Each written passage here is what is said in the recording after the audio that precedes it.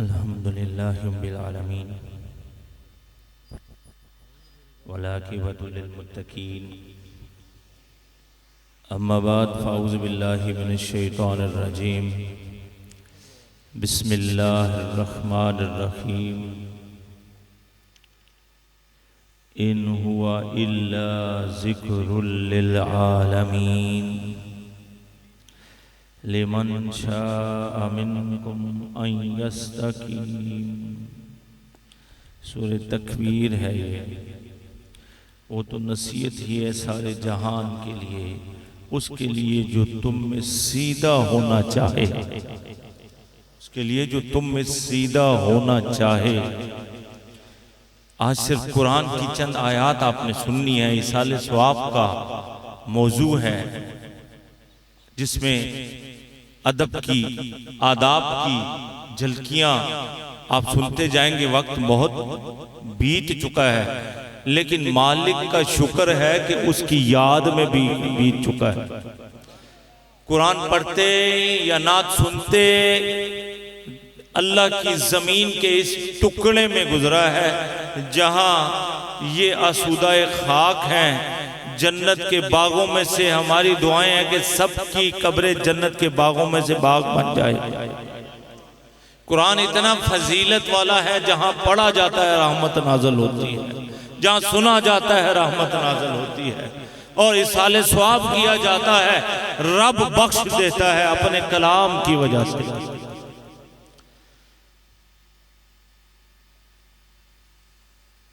لیکن جو تم میں سیدھا ہونا چاہے، جو سیدھا ہونا چاہے، سمجھنا چاہے، اب قرآن ہمیں بتا رہا ہے وَالَّذِينَ جَاءُوا مِن بَعْدِهِمْ يَقُولُونَ رَبَّنَا اغْفِرْ لَنَا وَلِإِخْوَانِنَا الَّذِينَ سَبَقُونَا بِالْإِيمَانِ وَلَا تَجْعَلْ فِي قُلُوبِنَا غِلًّا لِّلَّذِينَ آمَنُوا ربنا انکا رعوف الرحیم۔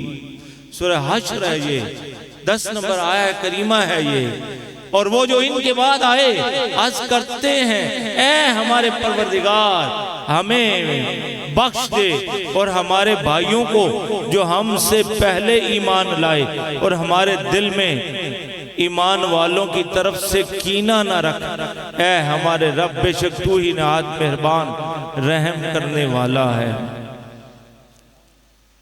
ہم سے پہلے یہ جو گزر گئے، ان سے پہلے جو ایمان والے گزر گئے، قرآن کہہ رہا ہے دعا کرنا چاہیے۔ وہ وقت کتنا حسین ہوگا جب کریم آقا علیہ السلام پر قرآن نازل ہو رہا ہوگا، اور آقا کی زبان مبارک سے ارشاد ہو رہا ہوگا، صحابہ سامع ہوں گے، آقا قرآن سنا رہے ہوں گے۔ تبارک الذی نزل الفرقان علی عبدہ لیکون للعالمین نذیرا۔ بڑی برکت والا ہے وہ اللہ کہ جس نے اتارا قرآن اپنے بندے پر، جو سارے جہان کو ڈر سنانے والا ہے۔ کتنا وہ عظیم لمحہ ہوگا جب حضور یہ آیات کریمہ اپنے پیارے غلاموں صحابہ کرام کو سنا رہے ہوں گے۔ کتنا پیارا وہ وقت اور وہ سما ہوگا۔ تو یہی فرقان، یہی قرآن نصیحت والا ہے، سمجھانے والا ہے، مگر کن لوگوں کو؟ یہ سوچئے کن لوگوں کو؟ إِلَّا تَذْكِرَةً لِمَنْ يَخْشَىٰ، ہاں اس کو نصیحت جو اللہ کا ڈر رکھتا ہو، جو ڈر رکھتا ہو۔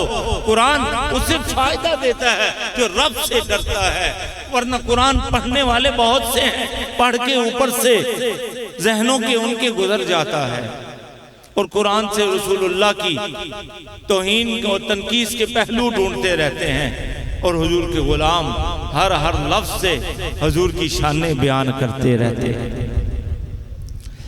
دوسری آیہ کریمہ ربنا اغفر لی ولوالدی وللمؤمنین یوم یقوم الحساب. سورہ ابراہیم کی آیت نمبر یہ ہے 41. اس میں بھی رب کریم نے دعا کا طریقہ سکھایا ہے کہ اے پروردگار مجھے بھی بخش دے، میرے ماں باپ کو بھی، اور سب مسلمانوں کو جس دن حساب قائم ہوگا، یوم حشر والے دن. آج ہم کیا کر رہے ہیں؟ یہ سالانہ منا رہے ہیں. ایک اور آیت کریمہ سن لیں. پھر کہتے ہیں کہ یہ علماء یا مشائخ یہ قرآن نہیں پڑھتے ہیں. نعتیں تو ابھی ہم نے 1.5 گھنٹے سنی ہے نا، آپ سب نے سنی ہے. رب اغفر لی ولوالدی ولمن دخل بیتی مؤمنا وللمؤمنین والمؤمنات. سورہ نوح میں یہ رب کریم ارشاد فرما رہا ہے. حضرت نوح علیہ السلام نے اللہ کی بارگاہ میں دعا کی تھی کہ اللہ میرے رب مجھے بخش دے اور میرے ماں باپ کو اور اسے جو ایمان کے ساتھ میرے گھر میں ہے، اور سب مسلمان مردوں اور سب مسلمان عورتوں کو جو ان کے گھر میں تھے. تو یہ حضرت نوح علیہ السلام نے بھی دعا کی. انبیاء علیہ السلام نے دعائیں کی ہیں، کر کے بتایا ہے کہ دعا کرنے کے لیے دلیل قائم کر دی ہے. دعا کرنے کے لیے قرآن نے ہمیں راستہ بتا دیا ہے کہ ایسے لوگ بھی آئیں گے. انبیاء کو بھی پتا تھا، اور امام المرسلین تو ان سب پر گواہ بنا کر بھیجے گئے ہیں قیامت تک کے لیے. اِنَّا أَرْسَلْنَاكَ شَاهِدًا وَمُبَشِّرًا وَنَذِيرًا. پھر ایک اور جگہ یہ رب کے فرشتے جو عرش کو اٹھائے ہوئے ہیں، یہ کیا کرتے ہیں؟ یہ کہتے ہیں کہ یہ دعا کرنا کہاں لکھا ہوا ہے؟ قرآن وہ پڑھتے نہیں ہیں کیا؟ علماء سے سیکھتے نہیں ہیں کیا؟ سورہ مومن ہے، آیت نمبر 7 میں اس کا بھی ذکر فرمایا جا رہا ہے. یستغفرون للذین آمنوا. عرش اٹھانے والے اور جو اس کے گرد ہیں اپنے رب کی تعریف کے ساتھ اس کی پاکی بولتے ہیں اور اس پر ایمان لاتے ہیں اور مسلمانوں کی مغفرت مانگتے ہیں. یستغفرون للذین آمنوا. اے اللہ ایمان والوں کو بخش دے، ایمان والوں کو بخش دے، ایمان والوں کو بخش دے. اب ہمارا کام ہے نا اللہ اور اللہ کے رسول پر کامل ایمان رکھیں اور حضور کی اطاعت کرتے ہوئے کامل ایمان والوں میں شامل ہو جائیں.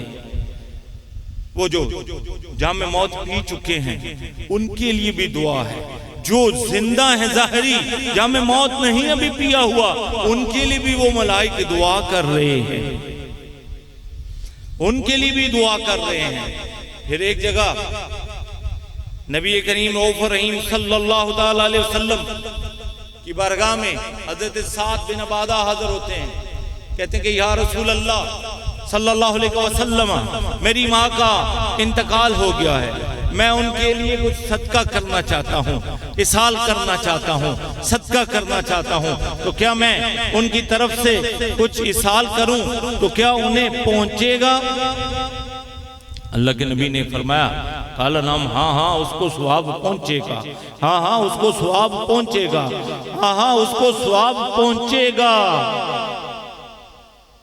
اللہ کے نبی صلی اللہ تعالیٰ علیہ وسلم کہ ایک اور فرمان کا ایک جز ہے. سرکار دو عالم صلی اللہ علیہ وسلم سے پوچھا کسی نے یا رسول اللہ، تو آپ نے اس کا جواب عطا فرمایا.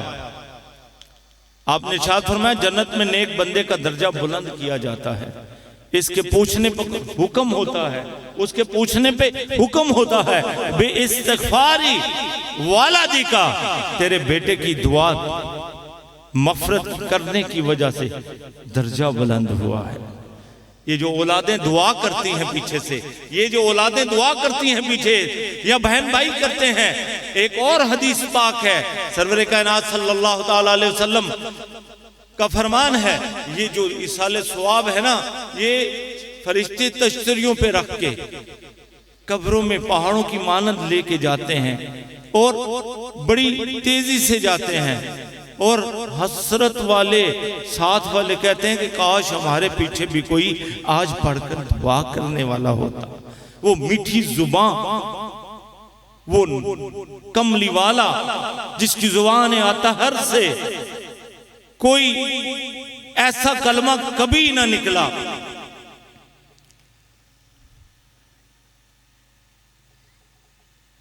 جس میں حکم پروردگار کا نام، ہر بات وہی آپ نے فرمائی جو رب کا حکم تھا۔ تو آپ ہم کیا کر رہے ہیں؟ اصحال ثواب کی مجلس میں بیٹھے ہیں اور سعد بن عبادہ نے پتہ کیا کیا؟ کنواں کھدوایا، قالا ھذہ لأم سعد، پھر سرکار دو عالم نے اس کا نام بھی مقرر فرمایا، نسبت کا قائم کر دینا یہ شرک نہیں ہوتا، یہ گناہ نہیں ہے، بلکہ رسول اللہ کا فرمان ہے کہ یہ سعد کی ماں کا کنواں ہے۔ یہ جیسے گوشت پاک کا بکرا یا وغیرہ وغیرہ بزرگوں سے بڑی سرکار کی طرف یا کسی چیز کی نسبت کر دیتے ہیں، وہ حرام نہیں ہو جاتی، بلکہ ذبح کے وقت اگر غیر اللہ کا نام لیا جائے تو اس وقت حرام ہوتی ہے۔ ہم لوگ ذبح کے وقت اللہ کا نام لیتے ہیں، کوئی غیر اللہ کا نام لے تو حرام ہو جاتی ہے۔ اس طرح تو پھر مولوی صاحب کی بیوی پہ ان کا نام آتا ہے، وہ بھی حرام ہو جائے گی۔ اس لیے یہ عقل کے اندھوں کو قرآن دعوت فکر دے رہا ہے، قرآن دعوت فکر دے رہا ہے، دعوت فکر دے رہا ہے، بار بار مختلف الفاظ کے ساتھ دعوت فکر دے رہا ہے، کیسے سوچنا ہے، کیسے سمجھنا ہے، اور یہ شفا کن کے لیے ہے؟ وَإِنَّهُ لَهُدًى وَرَحْمَةٌ لِّلْمُؤْمِنِينَ، یہ شفا ہدایت بھی ایمان والوں کے لیے ہے، یہ شفا بھی مومنوں کے لیے ہے۔ قرآن میں یہ کن کے لیے دعوت فکر ہے؟ جو رب سے ڈرتا ہے، جب رب سے ڈرتا ہے۔ کچھ قرآن پڑھ کے ہدایت پا جاتے ہیں، کچھ قرآن پڑھ کے گمراہ ہو جاتے ہیں، حالانکہ یہ اتنا پاک کلام ہے، جو اس کلام کو پڑھتا ہے اس کی اتنی فضیلت ہے کہ جو حافظ قرآن ہوتا ہے اس کی بڑی درجہ ہوتا ہے، بہت درجہ ہوتا ہے۔ نبی پاک صلی اللہ تعالیٰ علیہ وسلم کی حدیث کی روشنی ہمیں بتاتی ہے، تمام محدثین مفسرین اس پہ متفق ہیں، اپنوں کو اٹھا کے پڑھ لیں، اغیار کو اٹھا کے پڑھ لیں، حضور کی امت کے کسی بھی اسکالر جس کے دل میں ایمان کی رتی موجود ہے اٹھا کے پڑھ لیں، سب نے لکھا ہے کہ جب حشر کا دن ہوگا ایک تختوں پہ حافظ قرآن کے والدین کو بٹھایا جائے گا، تاج مخصوص پہنائے جائیں گے، لوگ کہیں گے کہ یہ شاید انبیاء ہیں، اولیاء ہیں، اتقیاء ہیں، صلحاء ہیں، شہداء ہیں، نقباء ہیں۔ کہا جائے گا نہیں نہیں نہیں، یہ انبیاء اولیاء شہداء نقباء صلحاء نہیں ہیں، بلکہ یہ تو وہ لوگ ہیں جن کے بچے قرآن کے حافظ ہیں، جن کے بچے قرآن شریف کے حافظ ہیں۔ پھر امام الانبیاء کے والدین کا کیا مقام ہوگا؟ یہ قرآن ہمیں دعوت فکر دے رہا ہے، ان کا مقام کتنا بلند ہوگا۔ اپنے تعین تو آپ تعین کر رہے ہیں، محدثین کی باتوں کو مار رہے ہیں، ان اشاق کی حضرت امام جلال الدین سیوطی علیہ رحمہ کی بات کو بھی آپ توجہ میں لائیں اور ایمان رکھیں کہ حضور صلی اللہ علیہ وسلم کے والدین کریمین طیبین طاہرین کامل ایمان کے اعلیٰ میناروں پر ہیں، بلکہ ان کے ایمان پر انہوں نے ایک باب باندھا ہے جس کے برکت سے آپ کو جاگتے ہوئے 72 بار رسول اللہ کی زیارت ہوئی ہے۔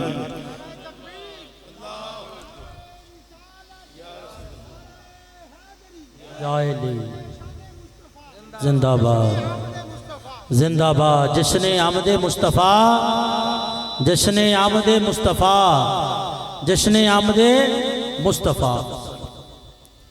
یہ کوئی بناوٹ کی بات نہیں، قرآن کہتا ہے یہ کوئی بناوٹ کی بات نہیں، لیکن اپنوں سے اگلے کاموں کی تصدیق ہے اور ہر چیز کا مفصل بیان ہے، اور مسلمانوں کے لیے ہدایت الرحمت سورہ یوسف میں اللہ ارشاد فرما رہا ہے، یہ کوئی بناوٹ کی بات نہیں ہے۔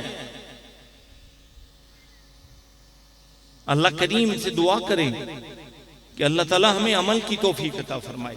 آج محمد سمیع اللہ قادری کے اصال ثواب کے لیے سالانہ ہے، ان کے والد صاحب برادران نے یہ محفل کا اہتمام کیا ہے، اللہ تعالیٰ ان کو جزائے خیر عطا فرمائے۔ اللہ مرحوم کے نسبت کی وجہ سے قیامت تک ان کی قبر پہ اور دائیں بائیں جتنی قبور ہیں قیامت تک ان پہ کروڑوں رحمتوں کا نزول فرمائے۔ جس نسبت نے آج اس جگہ پہ قال قال رسول اللہ کی صدا بلند کر رکھی ہے، جس نے درود اور سلام کی صدائیں بلند کر رکھی ہیں، جس نے حدیث شریف کی آواز کو بلند کر رکھا ہے اور اصال ثواب کے لیے محفل میلاد کا انعقاد کر رکھا ہے، یہ کوئی کم اعزاز کی بات نہیں ہے، یہ بڑے اعزاز کی بات ہے، بہت بڑے اعزاز کی بات ہے، یہ بہت بڑے اعزاز کی بات ہے۔ تو ان ہوا الا ذکر للعالمین لمن شاء منکم ان یستقیم، یہ تو نصیحت ہی ہے سارے جہان کے لیے، اس کے لیے پر جو تم میں سے سیدھا ہونا چاہے، جو صحیح راستہ چاہے، یہ اس کے لیے نصیحت ہے۔ تو اس لیے قرآن کوئی معمولی بات نہیں ہے۔ پھر یہ کہتے ہیں سالانہ بھی رسول اللہ نے خود منانا شروع کیا ہے۔ حضرت امام بخاری رحمت اللہ تعالی علیہ، آپ کے استاد ہیں امام، آپ نے حدیث شریف کی کتاب میں یہ حدیث کوٹ کی ہے کہ سرکار دو عالم صلی اللہ علیہ وسلم کی بارگاہ میں حضرت علی آتے ہیں، کہتے ہیں کہ یا رسول اللہ، سلام جب پیش کرتے ہیں ہاتھ بھی یقیناً شاید جوڑے ہوں، فقیر کا وجدان کہتا ہے، کیونکہ وہ صحابہ ادب کا مجسمہ تھے، بلکہ جب رسول اللہ صلی اللہ علیہ وسلم گفتگو فرماتے تھے تو وہ ایسے ہو جاتے تھے کہ ان کے اگر سروں پہ پرندے بھی بیٹھ جائیں تو انہیں خبر نہیں ہوتی تھی، ہمتاً حضور کی زیارت کر رہے ہوتے تھے، حضور کی کلام کو سن رہے ہوتے تھے۔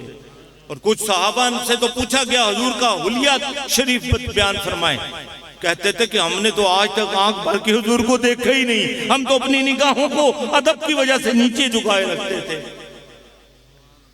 تو آج سمیع اللہ قادری، آج ان کی قبر، آج یہ قبرستان والے یقیناً خوش ہیں، جیسے آپ اپنے گھروں میں کوئی خوشی کی بات ہو تو بڑے خوش ہوتے ہیں کہ نہیں ہوتے ہیں؟ آج ان کے پڑوس میں، ان کے دامن میں اللہ اور اللہ کے رسول کی بات ہو رہی ہے، نعت شریف ہوئی ہے، قال قال رسول اللہ کی بات ہو رہی ہے، اور اللہ کا قرآن پڑھا جا رہا ہے۔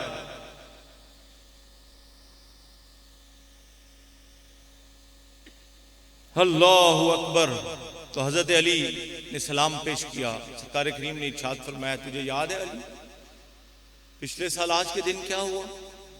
فدا امی و ابی یا رسول اللہ، میرے ماں باپ تو سب قربان وجن، آج کے دن ہمارے بدر میں ساتھی شہید ہوئے تھے۔ فقیر نے وہ بدر شریف کی زیارت کی ہے، کچھ ساتھیوں نے بھی کی ہے، اللہ سے دعا ہے اللہ آپ سب کو زیارت نصیب فرما دے اور دل کا اخلاص عطا فرما دے۔ تو وہ میدان بدر شریف میں جو میدان تھا، ایک دن قبل غیبدان نبی نے سیاحت فرمائی، چلے پھرے، اور اللہ کے نبی صلی اللہ تعالی علیہ وسلم نے خط کھینچا، یہ نشان لگایا اپنے عصائے نوری سے، ایسے خط کھینچتے ہیں دھارا لگانے کو، نشان لگانے کو، اور ارشاد فرمایا کل فلاں ابن فلاں کافر یہاں پر مرے گا۔ غیبدان نبی سائیں علیہ الصلوۃ والتسلیم نے غیروں کی دشمنوں کی خبر دے دی کہ یہاں پر مرے گا، جس کے قبضے میں آپ ہم سب کی جانیں ہیں، اسی جگہ پر اس کافر کی لاش کو فتح کے بعد پایا گیا، دیکھا گیا۔ صحابہ کا ایمان تو عروج پر تھا، تو وہ پھر جہاں جس نشان جس کے لیے لگایا تھا، ایک اگر انچ کے کروڑوں حصے کر لینا تو ایک بھی رائی کے برابر بھی نہ ادھر تھا نہ ادھر تھا، جہاں حضور نے فرمایا وہیں تھا۔ حضور نے فرمایا لاؤ اصال ثواب کے لیے کھولیں، تو کوئی پانی لایا، کوئی ستو، کوئی جو، کوئی تر کھجوریں، تو حضور کے سامنے رکھ دیا گیا۔ حضور نے صاحب قرآن نے پھر قرآن سے کچھ تلاوت فرمایا اور اپنے ان بدری غلاموں کو اصال فرما دیا۔ تو یہ پہلا سالانہ اللہ کے نبی نے خود شروع فرمایا ہے، سامنے رکھ کے پڑھنا بھی رسول اللہ کی سنت ہے۔ یہ ہم لوگ ادب والے ہیں، اللہ نے ادب ہمیں سکھایا ہے۔ انتحبط اعمالکم، اپنے محبوب کا ادب سکھایا ہے، بارگاہ رسالت کا ادب سکھایا ہے، ختم نبوت کا تاج پہن کے آنے والے کا ادب سکھایا ہے۔ ان کی بارگاہ میں اونچی آواز ہوئی تو عمر بھر کا سرمایا گیا۔ وہ رب ہو کے اپنے نبی آخر الزمان کے بارگاہ کی حاضری کا آداب سکھا رہا ہے، بلکہ اپنے کلمات کو، اپنا کلمہ کہا ہوا رب نے بدل دیا۔ اینا کہنا شروع کر دیا لوگوں نے، اینا کو لمبا کرنا شروع کر دیا۔ اس کا معنی ترجمہ بدل جاتا تھا۔ رب نے یہ بھی رب کو گوارا نہ تھا کہ میرے محبوب کی شان میں میرے کلمے کو بگاڑ کے کوئی اس سے نتیجہ غلط لوگوں کو دینا شروع کرے۔ رب نے اپنا کلمہ، اپنا کلام آگے فرمایا، قول انظرنا، اب کیسے کریں، کیسے کہیں، نظر کرم فرما دیجئے، نظر کرو، کرم کرو، نگاہ کرو، یہ ارشاد فرما دیا۔ تو اس لیے جب ہم بزرگوں کا ذکر کریں گے، اصحاب کا ذکر کریں گے، آل پاک کا ذکر کریں گے، پھر انبیاء کا ذکر کریں گے، اور پھر بڑھ کر امام الانبیاء کا جب ذکر کریں گے، تو پھر اپنی زبان، سوچ، خیال، تصور، ہر ایک کو بڑی توجہ اور پاکیزگی اور ادب کے ساتھ بیان کریں گے۔ امام اعظم نے رحمت اللہ تعالیٰ علیہ نے اسی لیے لکھا ہے نا، اگر بے توجہی سے آپ نے اب اٹھنا ہے تشہد کے بعد تو آپ نے درود شریف پڑھ لیا ہے، آپ نے لکھا ہے سجدہ صاف کرنا ہے، کیونکہ تم نے بے توجہی سے پڑھ لیا ہے۔ اس کی بارگاہ میں توجہ چاہیے، ان کی بارگاہ میں التجا کے لیے جنبش لب نہیں، چشم تر چاہیے۔ تو یہی ادب کا کرینہ قیامت تک کے لیے ہمیں قرآن دے رہا ہے، حدیث مصطفیٰ، فرمان مصطفیٰ دے رہا ہے، بزرگوں کے کلام دے رہے ہیں، بزرگوں کے اعمال جو انہوں نے پریکٹیکل قرآن پر عمل کر کے دیے ہیں، وہ ہمارے لیے مشعل راہ ہیں۔ تو اس لیے اللہ کے نبی صلی اللہ علیہ وسلم نے جو ارشادات فرمائے ہیں وہ ہمارے لیے مشعل راہ ہیں، ہمارے لیے نجات کا باعث ہیں۔ اور صحابہ کرام رضوان اللہ تعالی علیہ مجمعین، حضرت صدیق اکبر ہوں رضی اللہ تعالیٰ عنہ، یا سیدنا فاروق اعظم ہوں مراد رسول، یا سیدنا عثمان ذو النورین ہوں رضی اللہ تعالیٰ عنہ، یا حضرت علی کرم اللہ وجہ الکریم ہوں، عشرہ مبشرہ ہوں، تو یا دیگر صحابہ ہوں، اہل بیت رسول ہوں۔ ادب پہلا کرینہ ہے محبت کے کرینوں میں، ادب پہلا کرینہ ہے محبت کے کرینوں میں، ادب پہلا کرینہ ہے محبت کے کرینوں میں۔ اسی میں ہو خامی تو سب کچھ نامکمل ہے، نامکمل ہے، نامکمل ہے۔ یہ ایسے ہی ہوگا کہ کتابیں گدے پہ لاد دی جائیں، تو ایسے علم کی ہمیں آپ کو ضرورت نہیں ہے جو بے ادب بنا دے۔ ایسے ایسے بہت سارے اقوال ہمیں مل جائیں گے، ہم کسی بحث میں نہیں، ہم تو حضور کے ادب میں رہنا چاہتے ہیں سارے۔ آپ سب حضور سے محبت کرنے والے ہیں، حضور کی ذات پہ درود اور سلام پڑھنے والے ہیں، اللہ کے نبی صلی اللہ تعالیٰ علیہ وسلم سے سارے پیار کرنے والے ہیں۔ نبی پاک صلی اللہ علیہ وسلم شرح صدور میں ایک حدیث موجود ہے کہ امام شافعی رضی اللہ تعالیٰ نے فرمایا، انصار صحابہ رضوان اللہ تعالیٰ علیہ اجمعین میں سے کوئی وصال فرما جاتا تو وہ فوت شدہ کی قبر پر جاتے اور اس کے لیے یعنی ثواب کے لیے قرآن کی تلاوت فرمایا کرتے تھے۔ تو اس لیے سلف صالحین سے بھی ثابت ہے، ائمہ سے بھی ثابت ہے، خود چاروں یاروں سے ثابت ہے، خود رسول اللہ کے فرامین سے ثابت ہے، خود قرآن مجید فرقان حمید سے ثابت ہے۔ تو اس لیے اصال ثواب کرتے رہنا چاہیے۔ بخاری شریف کی حدیث یاد آ رہی ہے۔ اللہ کے نبی نے ارشاد فرمایا جب بندہ دنیا سے جاتا ہے نا، اس فوت جسے کہتے ہیں، اس کا سلسلہ منقطع ہو جاتا ہے الا من ثلاثہ، لیکن 3 چیزیں ہیں جن سے سلسلہ جڑا رہتا ہے۔ ایک وہ خود جو عمل کر جاتا ہے برابر اس کو ثواب ملتا رہتا ہے۔ ایک علم کی بات، اچھا راستہ جس کو دکھا جاتا ہے، چلنے والا جب تک چلتا رہتا ہے اس کو ثواب برابر ملتا رہتا ہے۔ اور تیسرا اور اہم کہ اس کی اولاد اس کے پیچھے جو دعا کرتی ہے، تو یہ تینوں سلاسل کے ساتھ اس کا سلسلہ اجر و ثواب بڑھتا رہتا ہے باستغفار والدکا۔ اور ایک اور حدیث شریف کا نور ہمیں بتاتا ہے کہ سرکار دو عالم صلی اللہ تعالی علیہ وسلم، آپ کی حدیث کا نور ہمیں بتاتا ہے کہ آپ صلی اللہ تعالی علیہ وسلم دروشی پڑھیں، الصلاۃ والسلام علیکہ یا رسول اللہ۔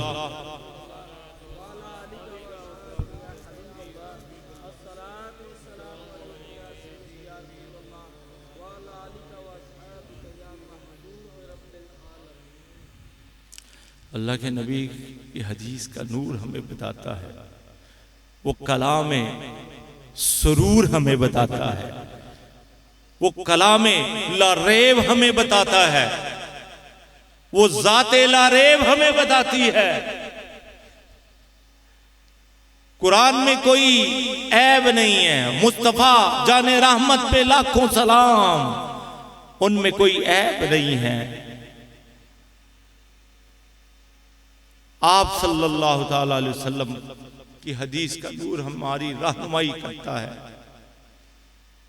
رہنمائی کرتا ہے ہر پہلو پہ، زندگی کے ہر حصے پر رہنمائی کرتا ہے، ہر حصے پہ رہنمائی کرتا ہے۔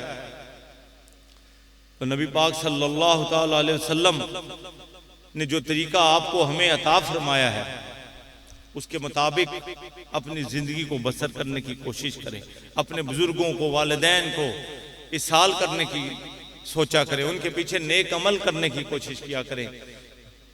اجر و ثواب ملتا ہے، اجر و ثواب ملتا ہے۔ ابھی 12واں 26ویں سالانہ تقریب سعید کا انشاءاللہ بدھ والے دن سے آغاز ہو جائے گا۔ اللہ تعالی ہم سب کو سرکار دو عالم صلی اللہ تعالی علیہ وسلم کے میلاد پاک میں حاضری کی توفیق عطا فرمائے، کامیاب و کامران فرمائے۔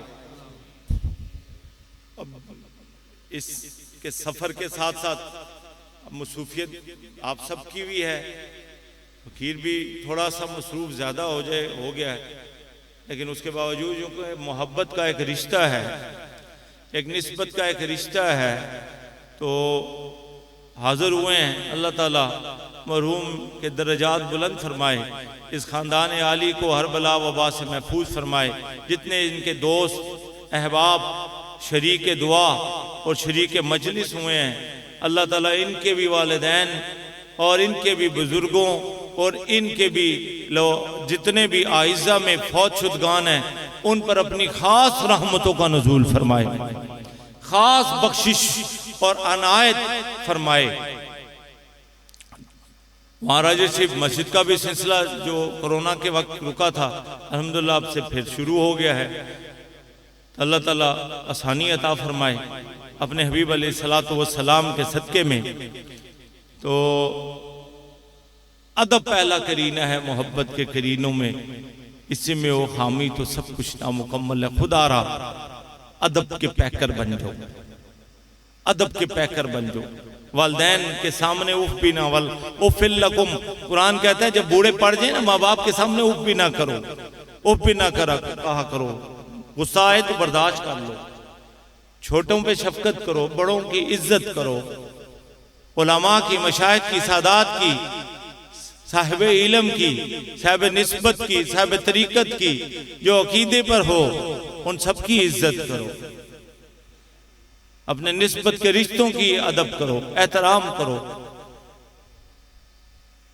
اور کسی پر الزام مت دو، کسی پر الزام مت دیا کرو، کسی پر غلط قیاس نہ کیا کرو۔